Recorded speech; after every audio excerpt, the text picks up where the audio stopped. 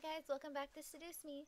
We are on Sam's route and we're gonna go back to the party and most likely gonna be another hour-long video. I'm trying to get these done pretty fast so we can move on to the other ones and not just stay in one for like 6 videos or something. Alright. I stood in my mirror in my room staring at my form as a million thoughts ran through my mind. It was just a housewarming party, but at the same time, it wasn't. It was my chance to show my dad that I was better than his expectations. It was a chance for me to see my parents as a woman. It was my test to see if I was really ready to live on my own. You're not really ready, because, I mean, honestly, you have help. Well, not truly alone. I had incubi to thank, but even so, I didn't have my dad guiding me or my mom helping me through the living alone. A knock on my door broke me from my thoughts, surprising me. Who is it? Hey, are you okay in there? Your parents should be here soon, so you should hurry getting ready. Alright, Naomi. Well, I'm ready, but... But what? I'm sure you look fine, Anderson. Just come on out. Gotta work on getting some new headphones because mine are dying. Alright, I'm coming. Alright. As soon as I opened the door to the hall, I watched as Naomi's and Suzu's faces turned from smiles to complete awestruck stares. Oh, what? Dude, you look hot. Yeah, you look amazing. Where did you get that dress? I've had it for a while. I just never had the chance to wear it. I figured I might as well bring it out now. I stepped out of my room and closed my bedroom door behind me. As I walked down the hall to the grand lobby, the incubi stood, waiting for me at the bottom, all dressed to the nines as proper servants. Whoa! They really know how to dress well, don't they? That was not me. Yeah, I gotta fix this. Come on. Headphones. Yeah. I was slightly taken aback at how great the boys looked in uniform. Each had the poise of a perfect gentleman. Even Sam. Shocker. I slowly began to climb down the steps with Suzu and Naomi behind me. The boys watched as I descended the staircase one step at a time, like knights waiting for their princess. I felt my face flush slightly, but I quickly shook my head to try and regain my thoughts. As I reached the last step, James offered his hand out to me and I walked down that final step, smiling. As beautiful as a princess, miss. Thank you. So, are you prepared for tonight? I'm ready. I had to be confident in my skills. My dad expected a lot out of me already. If I faltered at this party, who knows what he would think of me. I had to assure myself in every word that came out of my mouth that I was ready. The other boys smiled assuringly at me, which made me feel a little better about everything. I looked at my phone and marked the time. Almost right on cue, the doorbell rang. I gulped. I could practically feel my dad's aura from behind the door. Sam and Eric quickly rushed to the door and opened the double doors wide open to reveal my parents, both dressed in their best. Hey, Mom. Hey, Dad. Oh my, I didn't know your bequeathment came with servants. It was probably overlooked. Besides, who would deny good service? I was completely shocked. My parents didn't question the boys. They didn't have to ask for verification or anything. I looked to the boys and noticed Sam and Eric staring intently at my parents. Were they using their powers on them? They had to be. There's no way they'd be okay with this otherwise. I guess the servants counted as belongings to the house. My mother quickly rushed to me and gave me a large hug. I hugged her back, inhaling her perfume. It had only been a couple days, but living away from the ones who raised me was hard. My mother soon let me go and looked at my outfit. Gorgeous! You look so lovely. David, look at your daughter and tell her I'm right. I looked to my dad, who was looking around the lobby like an inspector. I stood my ground, waiting for him to look at me. When he did, he let a small smile grace his lips. Your mother's right. You look like you're all grown up. The world around me stopped as my heart pounded hard in my chest. Did my dad just compliment me? On his own accord? My mother was grinning ear to ear at his words. I was beyond speechless. Thank you, Daddy. However, his cold face quickly returned as he began to look around once again. I assume that you're ready, then, to impress the rest of the guests, correct? What do you mean? The entire board from Anderson Toys is coming tonight. Even the vice chairman's son will be coming. All of them will be measuring your potential. My potential? To become CEO of the company. I knew it. Something was off about tonight, and now this party had become much more than I anticipated. I gulped silently, but I nodded in response. I looked to the incubi, but they continued to be servants for my father's approval. I looked behind me and saw Naomi and Sousa raise their thumbs at me for encouragement. I let out a small breath before feeling my body accept the situation. I felt a weight in my gut, but I had to hide it. As if time zoomed forward, all of a sudden the main hall of the lobby was full of guests. Men and women in formal or business attire showed up to meet me and see my new home. I didn't expect many to come, but I was once again surprised that night. I shook hands with many officials and executive members, putting on the professional face my dad trained me to have. I felt overwhelmed, but I hid it well with it behind a small smile and a handshake. Many even asked me questions. I tried my best to reply as maturely as possible. I had to remember, say what they want to hear, not what you want to say. So, how do you feel living on your own at such a young age? It's been okay, I guess. I'm so sorry about your grandfather passing away. It really hit all of us hard. Thanks for Nolan. Do you have college plans? Yes, I do. I felt like the questions came one up after another. It was tough to answer some of them because they weren't about me. They were about the company. What do you think will happen with the company now that your grandfather has passed? That depends on who runs it, I guess. What do you think of the philanthropic policy the company has? Its policy reflects my own values, so I personally think it's great. Do you think the company should expand from just toys? I don't think that makes sense. It's a toy company, why? Eventually the question stopped, and I was back to being myself. If Naomi and Suzu were mingling in the crowds and the incubi were doing their job, so I was alone in a room full of strangers. It was unnerving to think about, but at least I wasn't being questioned left and right anymore. Suddenly, though, my mom pushed her way through the crowd to me, bringing along someone I didn't know. Honey, I'd like to introduce you to someone. This kind gentleman is the son of the vice chairman. When my mother stood with my mother, I can't speak. With my mother stood a man who looked only a couple of years older than me. He smiled and held out his hand to me, slightly asking for my hand. Hi, I'm Andrew Lewis. It's a pleasure to meet you, Miss Anderson. As I placed my hand in his, he raised it to his lips and kissed over my knuckles. I felt my face burn slightly at the gesture. Andrew smiled at me before releasing my hand. I'm honored to be invited here. My mother smiled at both of us, which made me slightly concerned. Why was she excited to introduce me to Andrew? Bleh. So, you organized this party very well, Miss Anderson. Thank you. You're welcome. Praise is very much deserved. I didn't do anything, really. Actually, I didn't do anything at all this time. Does Tai Chi count? Andrew then chuckled nervously, bringing a soft fist to his lips to cover his laugh properly before smiling at me. I'm sorry if I seem a little forward.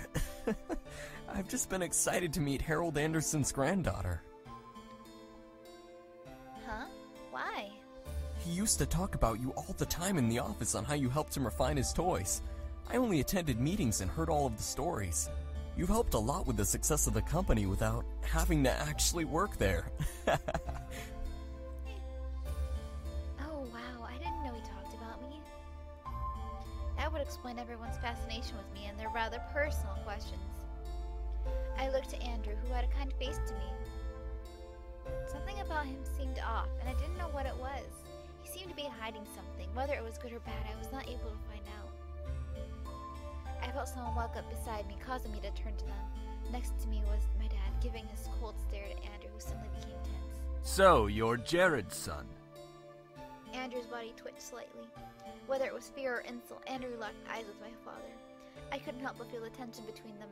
It irked me how fragile the air had become, enough to break at the wrong word. You're the one who wants to be the next CEO of the Anderson Company. Well... I stared at Andrew. grandfather's position as CEO? I thought the vice wanted the position. David, leave the poor boy alone. I'm merely testing the boy's conversational skills. Nothing wrong with that. Of course not, sir. And polite as well. Interesting. If you'll excuse me.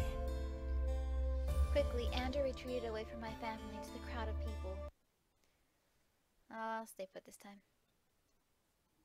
I watched as he disappeared into the crowd towards the back of the house. I was worried, but I gave him his space. He obviously needed it. Peh. He's not CEO material. You don't know that at all. Just because you want me to be the CEO doesn't mean somebody else can't be. He'd probably do a better job than I could. That's because you practically interrogated the young man. A little questioning shouldn't have bothered him. He's obviously not ready for any title in our company. I bit my tongue. I didn't want to make a scene with my dad. One wrong word and he'd lecture me in front of everyone. That was not something that I wanted at my housewarming party. I let it aside before looking at the clock. It was getting close to midnight, meaning that the party was going to end soon. I lowered my gaze out the window and saw a limo pull up. Huh? Whose limo is that? Oh, that must be Lewis's car. I'll go get him. Stay with your father so you can escort your guests out together. Yes, Mom. My mother left my dad and me to slowly escort the guests out. My dad held a simple smile as he thanked each person for coming. I did the same. Andrew quickly passed the doors before I could speak. Eventually, only Suzu, Naomi, and my parents and the incubi were left. My dad looked at me with slight disappointment. I looked back at him in confusion. What did I do? I overheard your conversation with our guests. You were stumbling as much as Lewis did. Don't care. But I don't want to hear excuses. I expect that you'll work on your speaking skills while you remain living here. Nope. Yes, sir. All right. Your mother and I have to leave. I'm sure Naomi and Suzu need to leave as well. Just because it's Saturday doesn't mean you should stay up all night. I'm gonna stay all up night making out with all the incubi. Just to let you know. It's girls gone wild here. But not really. Oh, right. Thanks for having us. It was a great party. We'll come visit tomorrow or something. All right? Right. See ya. Good night, sweetie. Come visit us soon. Will do. All four of my remaining guests left the building, but all but my dad waiting back to me. With the last of the guests gone, I sighed and sat on the staircase, exhausted. That was tiring. It's not like you had to do any work, though. Give her a break, man. She was getting interrogated left and right. She handled herself the best she could. As expected, Princess. Since you're exhausted, why not head to bed? We can clean up. Nice. Ugh. Shut up, Sam. Hush, Sam.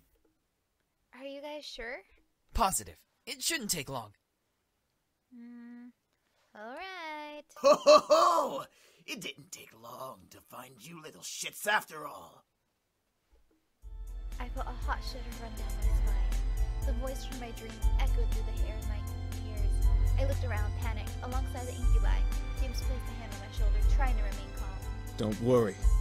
No one will hurt you. Are you sure? Are you really sure? All of us shot our heads towards the doors, finally pinning down the direction of the voice. The doors quickly swung open, revealing a sight that I would have never expected to see. Skin red as blood, eyes black and gold piercing into mine, roughened up close and a pistol in hand. I saw a monster. I covered my mouth to not scream at the sight. Dried blood covered the bandana around his neck as he looked at me and the boys around him. Besides the red-skinned male, was a similar-looking woman in matching hood-like clothes. Oh, what's the matter, boys? You really didn't think I wouldn't find you, did you? I hoped you would, you piece of... All of a sudden, the man raised his gun at Sam's face and instantly pulled the trigger.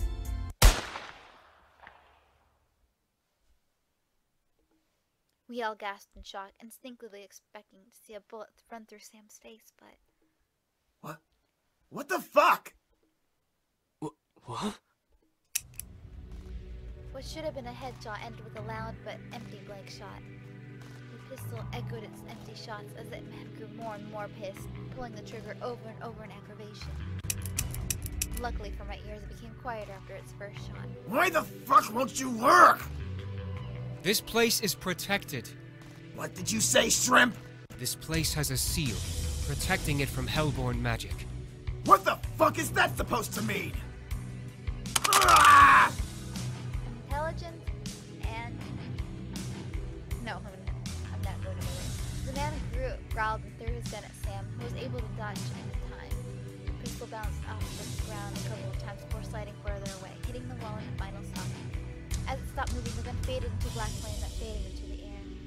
The previous owner had this place protected by magic, Malex. Malex, that was his name. His existence resonated in my memory from the dream I had. However, I looked to Matthew in the same confusion as Malex did. This place is protected by magic? It would seem that your grandfather had some sort of protective barrier around this house. From the looks of it, it only disables Hellborn magic. Malex's face grew to that in extreme anger, his fist tightening as if he was crushing a stress ball. Then what's stopping me from dragging your asses out and shooting you then? Out of pure instinct, I stepped forward and placed myself between Malex and the boys. With no power, Malex wasn't going to fight. I took the chance to say that to him instead of being powerless like I was in the dream. Leave them alone. Malex stared wide-eyed at my words. I could feel the boys saying from behind me. Malex then smirked and leaned in nose to nose with me. And just who the fuck are you? That's none of your concern. You got a big mouth, nameless bitch. You best be careful who you speak to. Duck. I ducked underneath Malex's incoming hand. I stared at his hand and his black flame tattoo in surprise as I took a couple steps back from Malex. Matthew and Damien stepped in front of me, guarding me from Malex with their arms. A quick one. I'm liking you more and more. Back off, Malex! Don't start acting tough, you pathetic excuse of a demon. You need more protection than her. Shut up! Oh, did I make little Matthew cry? Why don't you just grow a pair? Enough, Malex! The woman, who had been standing in silence the whole time, planted a firm hand on Malex's shoulder. Malex looked back toward the ground and glared at me still. Since when did you get the guts to speak out of place? We both know you've never controlled me. I want them dead just like you two. But now's not the time. Fuck off! I know what I'm doing. Do you? Even if you did fight them, there's 5 against 2. We never win. Shut up! Let's go, Malex! We're wasting our time! The two growled at each other. If they could have used their magic, I could sense the fire would glow from under their teeth. Malex grunted and glared at the boys. He pointed at James, wanting so badly to use his fingers like a knife. Just wait, pretty boys. We'll get you and fuck you up real good.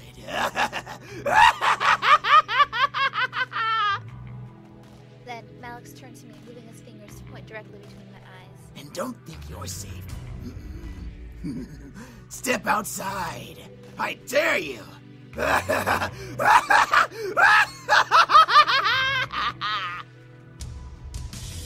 Malex and the woman walked out of the mansion. The doors closed behind them, leaving the boys and I alone once again. I felt my knees give up from under me, forcing the boys to quickly turn and catch me. Whoa, whoa! Are you alright? Yeah. Why was he here? He's been closely tracking us. Our blood trail from the forest must have led him here. We should have stopped him and finished it here. For once, Matthew, I agree with you. I stood up and rubbed my arms, feeling the goosebumps Malex left behind on me. I couldn't stop myself from shivering in fear of his words. I just noticed, but Matthew is so tiny. Like, he has such a slim figure. Okay, I'm done.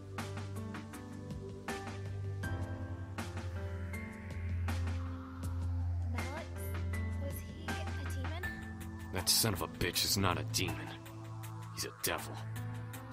Devil? There's a difference? Yes, demons come from a different plane of existence called the abyssal planes. Devils, however, come from one of the 7 circles of a place humans know. It's hell. Despite us not being human, we are very different creatures. We actually have brains, for one. Devils always like to cause trouble and try to kill or torture others for their own enjoyment. Demons, like us, know when to use our powers and when not to. We're not stupid. Devils follow orders from higher-ups in their order, and their power only comes from their connection to hell. Demons all have free wills and don't rely on where they came from to use their powers. This is all so confusing. Demons, and devil, and magic all existed, and I happened to land in the middle of it. What do we do? You're safe. You've been protected as well. What? What Damien's saying is that the magic that protects this place also protects you. Your grandfather must have cast it when you last saw him or something of that nature. We can sense its aura around your body. I couldn't believe my ears. It was the 3rd day of surprising when this one took the cake, and being the most surprising. I felt my head spin once again. What did I get myself into? Miss, please don't worry. We'll find a way to train ourselves and become stronger to finally finish this feud. Yeah, it only took like 2 days. I'm gonna kick his ass right now! Until then, we'll protect you as much as we can. If Malex comes back, we'll be here for you. What about going outside? Won't he? Like we said, you have a protection spell on you. Even if Malex attacks you, he won't be able to use his magic on you. He'd be just like any other human you can fight back against.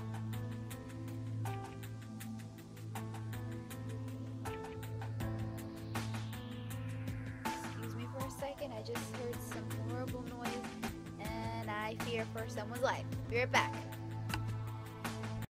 I'm back. Yeah, everything's fine. Except a lot of accidents happening recently. But anyways. Okay.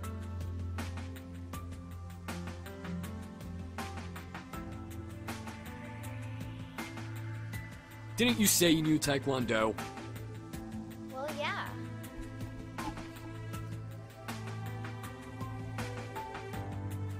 I felt somewhat relieved that I was mostly safe from Malex. Still, I could not help but feel very nervous and apprehensive about the future.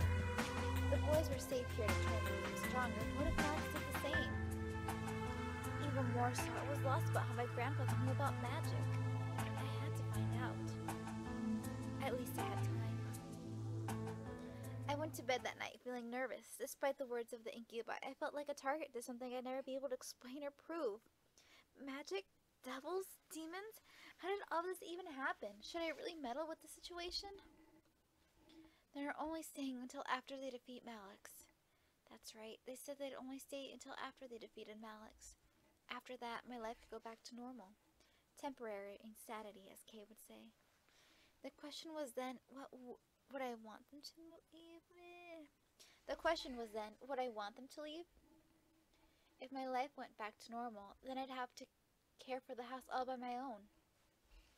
I'd get to focus on my life instead of being distracted by the boys. I'd have to. My life. Where was my life going anyway? I was under pressure from my parents with only my friends and the boys to comfort me. Without the boys, I'd have no way to hide from my responsibilities. Enough. Let's just sleep and deal with tomorrow when it comes.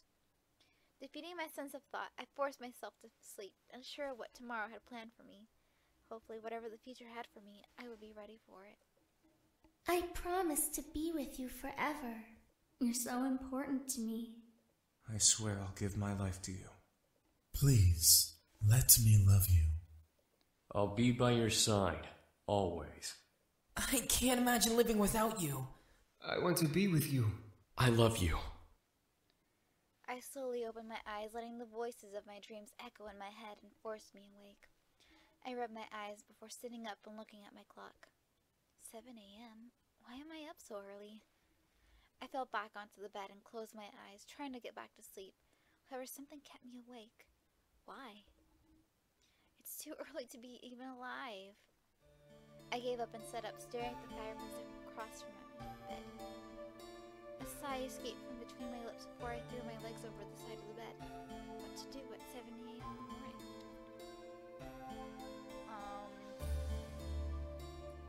Make some coffee. I decided making coffee was the best bet to surviving the rest of the day. Why not? Haven't had coffee in forever. I got out of bed and made my way to the kitchen, unconcerned that I was in pajama pants and a tank top. I rummaged through their cabinets for a coffee machine and any makings for coffee. Surely my grandfather had some. A French press? Well, it's better than nothing. As I began to make my coffee, I checked my email and texts on my phone. No new important emails, no text messages. I sighed. I quickly made my coffee just like how I liked it and sat on the counter. Then I began to wonder, would this happen every day? I let the question linger in my mind. For a whole morning, I did not think once about the boys or of Malex. Everything was peaceful. Everything was average. Nothing magical or dangerous or unusual.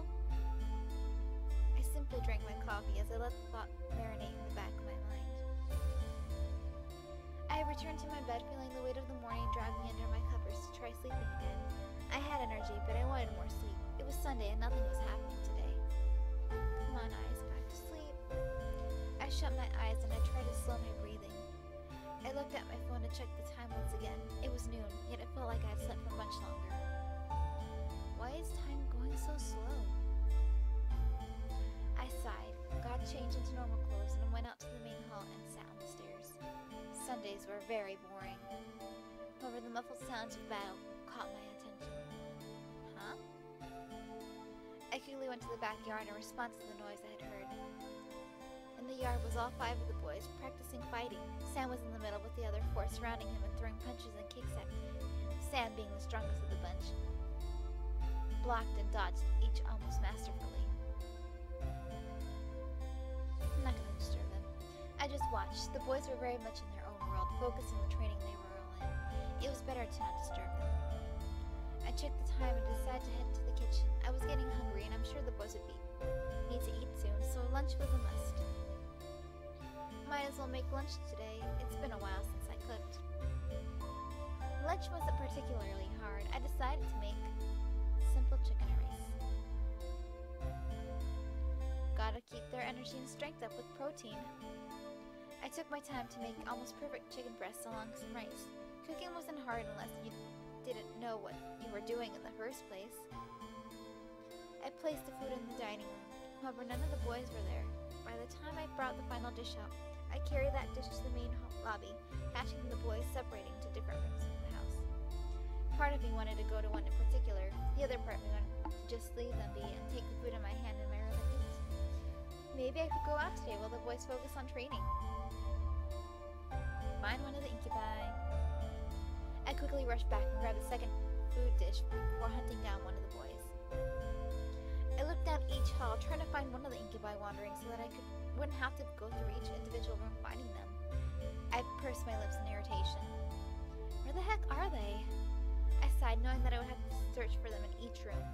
I returned to head to the west hall before I suddenly bumped into an opening door face first. Ooh! Whoa! What the? I quickly stepped back, regaining my balance on my feet with the food in my hands. The last thing I wanted was food on the floor. I shook my head and looked to see Sam looking at me from behind the door in surprise. Being I only saw his face, he was wet, so I assumed that the door led to a bathroom he was exiting from. Oh, crap. Are you alright? Yeah, I brought food. What the hell? Why did I say that? I shook my head and acted like I knew what I said. Sam raised an eyebrow before looking at the food I brought. Oh, hey. Thanks. Whoa! Where's your shirt? As Sam stepped from behind I was simply face to face with a shirtless and freshly cleaned Sam. A simple towel was hanging over his shoulder as he looked at me. I remained frozen, unable to tear my eyes away from the sight.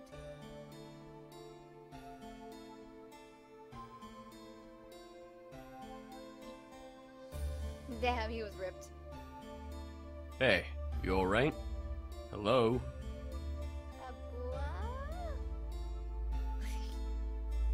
Sam let a slight smirk appear on his lips before tapping my forehead with his finger.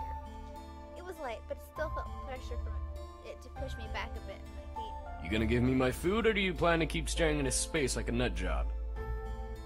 Huh? Oh, right, here. I gotta go now. Bye. Put a shirt on.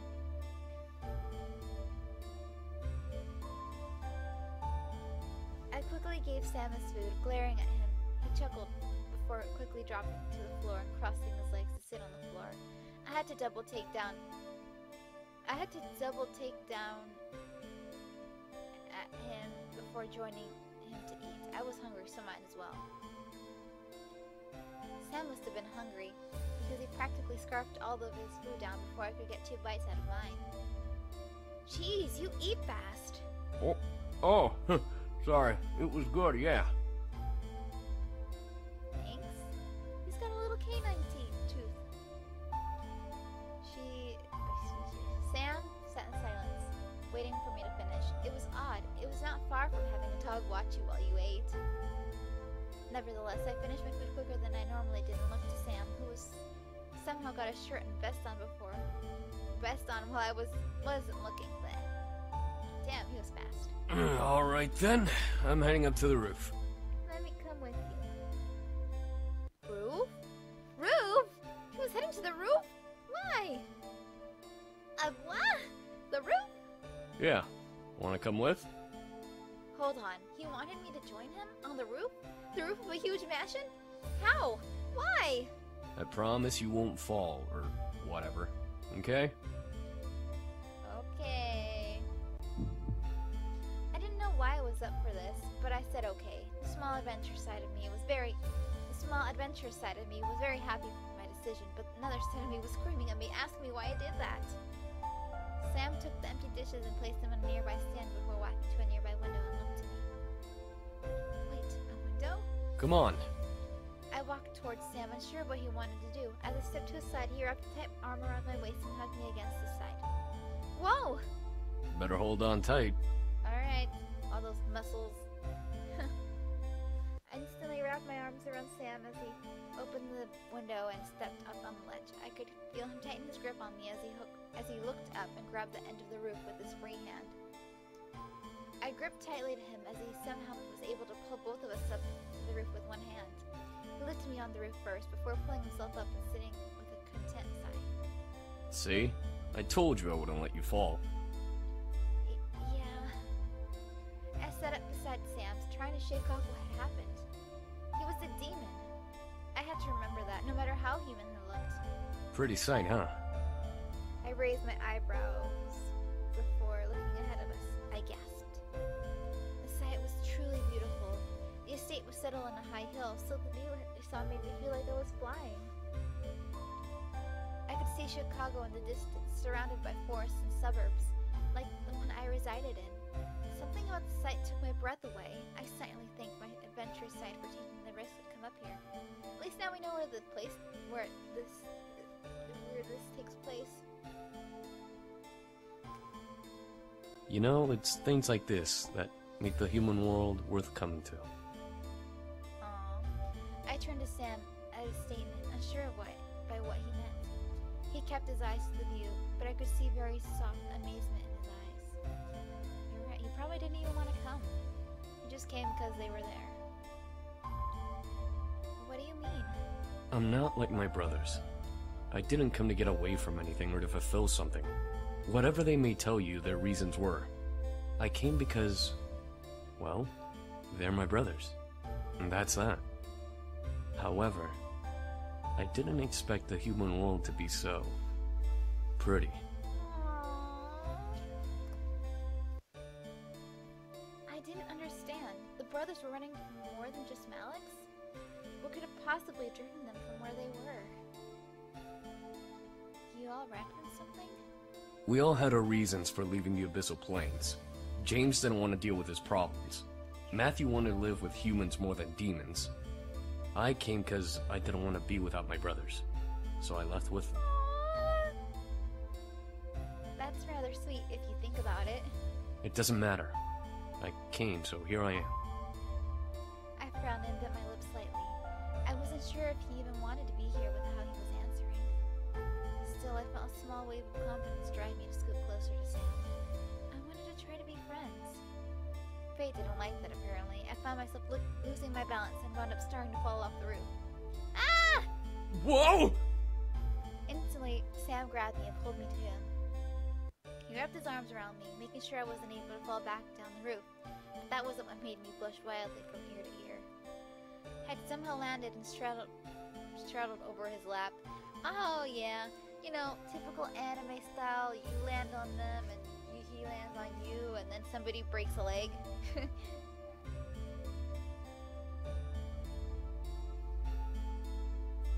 He was hugging me close to his chest. It was almost like a romance scene in a love story. I couldn't tear my eyes away from Sam as he stared up at me in concern. I gotcha. You okay?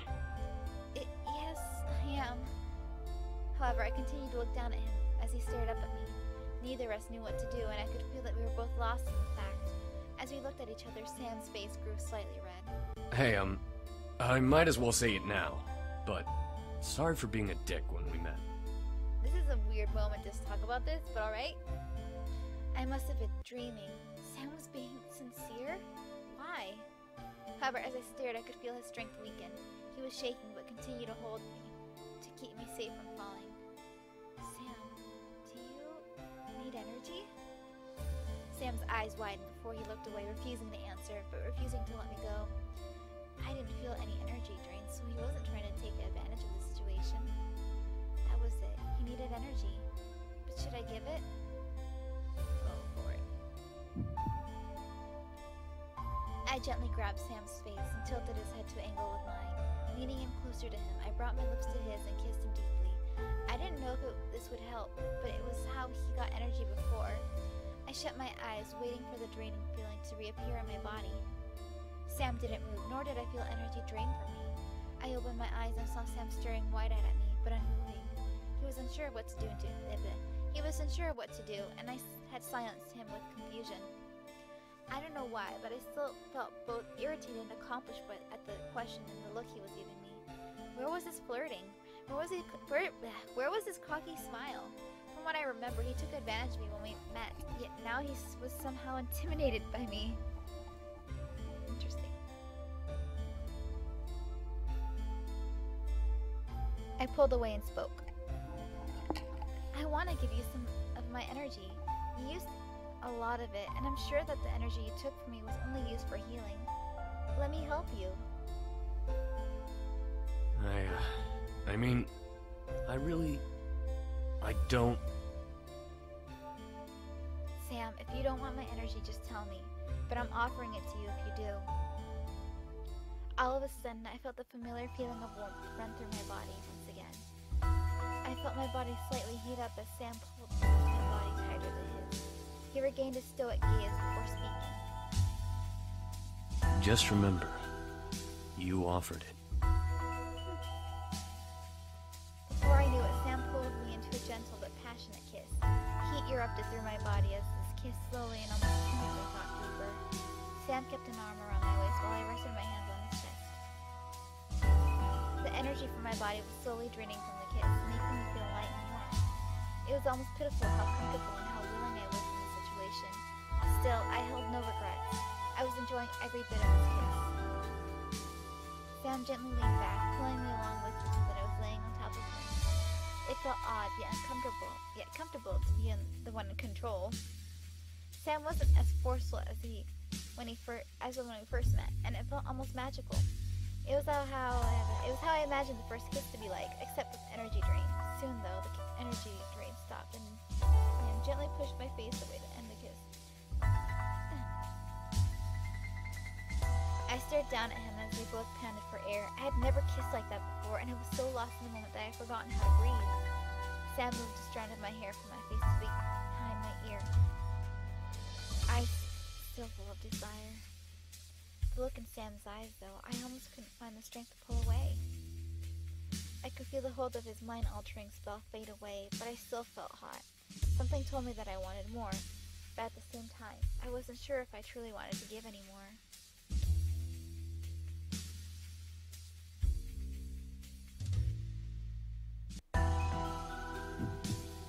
I opened the opportunity and was enjoying it as much as he was. I wanted more, and I was going to let him keep going. I wanted to keep going. I leaned down and kissed him again. Sam gasped against my lips, but continued to kiss back. I could feel him pull on the tail of my bow, releasing it and falling his hand off from around my neck. He moved the ribbon to his pocket before gently unbuttoning the top 2 buttons of my blouse. The desire in my body drove me insane, forcing a moan to escape my lips as he ran kisses from my lips down to my exposed neck. As he began to ravage my neck and shoulders in hot kisses, I leaned my head back and let out a pleasurable sigh escape me. Sam was ruthless in his passionate kisses on my skin. Sam didn't stop touching and kissing me, making more moans and gasps rush out of my mouth into the open air. He may have been full, but he was as hot as I was. I couldn't even comprehend how much time we spent making out. I was so lost in the pleasure that I didn't care. Call it simple, but I didn't care. I loved it. His touch, his kiss, his heat. I desired it beyond anything at that moment, even as he lowered his kisses down to my chest, just above my bra. My heart was beating wildly in my chest. Something about Sam intrigued me immensely, but something made my heart quicken for him. It couldn't have been love, but it was too passionate to be lust. What was it? I began to feel dizzy, seeing the sky start to spin almost wildly. I gripped Sam's shoulders, trying to signal him to stop, but my mind faded to black before I could let out another sound. I felt good. I didn't care that I was blacked out. I felt warm and fuzzy in the darkness. I never knew indulging in that kind of passion would be that good. I now just wanted to awaken, hopefully in a good way. My eyes eventually fluttered open, adjusting to the sight around me. I felt familiar silks underneath me, letting me know that I was in my bed. I slowly sat up, stretching from the tiredness that it still lingered. I felt a very soft pain in my neck and shoulders, and I could feel my swollen lips pulse gently and healing. However, when I looked down at my body, I saw that my shirt had been pulled back up and rebuttoned as if nothing happened between me and Sam. I was just missing my ribbon. Before I turned to get out of bed, though, I spotted my ribbon on the pillow beside me, the one I slept on. It was tied in a nice bow with a small note attached to it. I gently slipped the note from the tie and opened it to read it. Sorry, I went a little too far.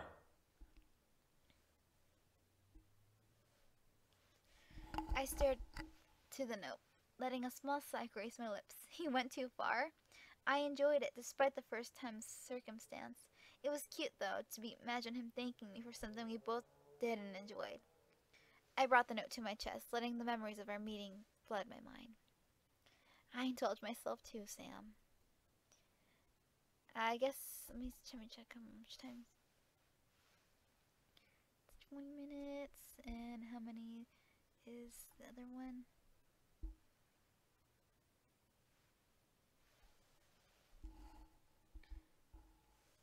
Uh, 22, 44. Okay, I got 10 more minutes to kill. I looked to the time out of curiosity. The large white numbers on my phone showed 5:31 p.m. It's actually 5:46 right now. Yikes, 4 hours of being knocked out, and I still feel tired. It was Sunday, so I was allowed to sleep longer than if I wanted to. The remainder of the night went surprisingly uneventful. The boys continued to train with each other, but were kind enough to stop and make me dinner. I was glad for that. Unsurprisingly, the food was perfect, but it felt a little empty without the boys to eat with me. They most likely had already eaten, but still, I felt lonely. I couldn't let it bother me. I ate and went back to my room to study and sleep. Surprisingly, I felt good going to bed that night. I felt like I could have a peaceful sleep after the previous rough nights I have had. I felt good. I drifted to sleep and woke up almost flawlessly the next morning. No grogginess, no aches, perfectly energized and bright-eyed. Man, how long has it been since I've had that much good sleep? I looked to my alarm clock. I woke up 10 minutes before my alarm. Well, hey, I must be lucky today. Karma owed me some luck. After all I had gone through in a merely handful of days, I deserved to get some good luck. Ecstatic for the day ahead, I turned off my alarms before they could ring and got dressed. However, my phone started to quickly buzz from an incoming text. Huh? Who's texting me this early? Yo, Anderson! You're carpooling with us from now on. We're not letting you waste your money on a bus. Get ready and be at your gate at 7 stat. I smiled. My friends were the best. I couldn't drive yet, and I didn't have a car, so it was awesome that my friends would let me carpool. I checked the time. 6:30. Perfect! I can eat some breakfast before they come. I packed my bag and carried it downstairs towards the kitchen. As I entered the dining room, I saw a plate with eggs, toast, and bacon sitting on the table. A fresh, steaming cup of coffee sat next to the plate, with the sugar and creamer on the side. I walked to the table and couldn't believe what I was seeing. Who made this? As I spoke aloud, a small red note caught my attention. Have a good day. Yours. My heart skipped a beat as I finished. I could tell it was from one of the boys. Maybe it was from him? I smiled before putting the note in my bag and eating up. The food was so delicious, I devoured every amazing bite. I looked at the time again. Time to go. I quickly rushed to the doors, checking myself in the passing mirror. I wasn't wanting to impress anymore, but I still needed to look decent. Before I could reach the handle of the door, however, someone took my hand. Huh? I turned to see Sam, who was holding my hand back with a stern look on his face. My name. Your name? My true name isn't Sam. I want you to know my real name if something happens. Let me think. Israel is Damien. Racetrow is James. I forgot Eric's. I'll remember. His true name? What did he mean? Why was he telling me this? Sam gently pulled me to him and leaned close to whisper in my ear. My name is Amaris. No! Come on, work headphones. Amaris. As he said his name, I could feel it lock into my memory. Something in my head would make sure I would never forget it. Sam pulled away and stared at me despite still carrying worry in his eyes. If you're in any danger, any time, doesn't matter when, call my name. I promise that I'll come and help you. All right. I stared up at Sam, unable to say anything. I could only nod in response. Sam nodded before releasing my hand and heading into the dining room. Something told me that name would be used eventually. And right on cue, Naomi drove to the gates while Susan waving me down. I rushed to the door, and we headed to school, talking about the homework and the coming day. We made it to school without a hitch. Our lockers were in the same part of the hall, so we quickly unloaded what we needed to and got to our important books and necessities. First incident of the day. As I walked towards Susan and Naomi, who both were waiting for me on the opposite side of the hall, something hooked my ankle and made me fall forward. Oh! Ouch. Hey, are you okay? Hey, are you okay? And nope, that's her. Come on, work, so I can hear. Who did that? The three of us looked back to see Lysette and her gaggle of friends. Lysette had a look of complete innocence, while the girls around her giggled like no tomorrow. Why, you little... Suzu, don't! I felt a giant fire of anger burn in my stomach as I stared at Lysette. Today was not the only time that this had happened to me. However, it was now clear who was behind these incidents. Even if she was innocent and one of her goonies didn't, it was obvious that Lysette was the mastermind, just the look on her face.